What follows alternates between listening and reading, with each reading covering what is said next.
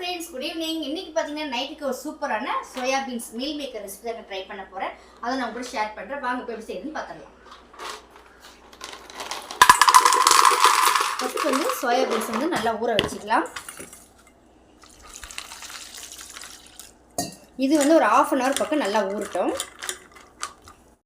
இப்போ பார்த்தீங்கன்னா meal maker நல்லா ஊறிடுச்சுங்க. இதுக்கு தேவையானது பார்த்தீங்கன்னா தக்காளி, வெங்காயம், கருவேப்பிலை, நல்லா ஒரு பெரிய சைஸ் வெங்காயம் குட்டி குட்டியாக கட் பண்ணிக்கிட்டு ஒரு தக்காளி கட் பண்ணி வச்சுக்கிட்டேன். இஞ்சி பூண்டு பேஸ்ட்டு, கரம் மசாலா, வெறும் மிளகாய்த்தூள். ஒரு கடாயில் எண்ணெய் ஊற்றிட்டு எண்ணெய் நல்லா காஞ்ச பிறகு கடுகு, சீரகம் போட்டு நல்லா பொரிஞ்ச பிறகு சோயா பீன்ஸ் வந்து ரொம்ப பெருசாக அதெல்லாம் நல்லா வந்து அதை 2ஆக கட் பண்ணி எடுத்து வச்சுக்கிட்டேன். ஒரு கடாயில் எண்ணெய் ஊற்றி கடுகு, சீரகம், வெங்காயம், கருவேப்பிலை, காஞ்ச மிளகாய் எல்லாம் போட்டு நல்லா வதங்கின பிறகு வெங்காயம் அதையும் போட்டு நல்லா பொரிநிறமாக வதக்கணும். அதுக்கப்புறம் தக்காளி. இந்த மசாலா என்னென்னு பார்த்தீங்கன்னா ஒரு 1.5 ஸ்பூன் அளவுக்கு கரம் மசாலா, இஞ்சி பூண்டு பேஸ்ட் ஒரு 1.5 ஸ்பூன், வெறும் மிளகாய் தூள், இது எல்லாத்தையும் இப்போ நல்லா வதக்கிட்டேன்.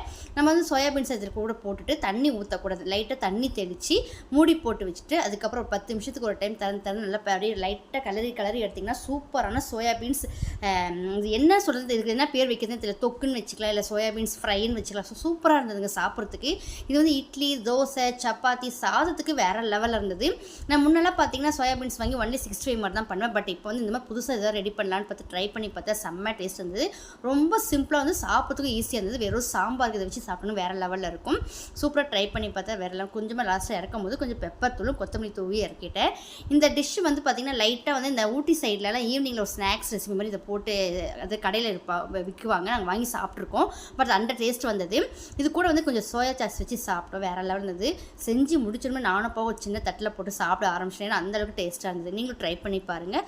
ஸோ இந்த சோயாபீன்ஸ் மீல் மேக்கர் ரெசிபி உங்களுக்கு பிடிச்சிருந்தா லைக் பண்ணுங்கள், ஷேர் பண்ணுங்கள், மறக்காமல் சப்ஸ்கிரைப் பண்ணி பாருங்கள். நாளைக்கு இதே மாதிரி ஒரு சூப்பரான ஷார்ட் வீடியோவில் பார்க்கலாம். தேங்க்ஸ் ஃபார் வாட்சிங். மறக்காமல் சப்ஸ்கிரைப் பண்ணுங்கள் மக்களே. பாய்.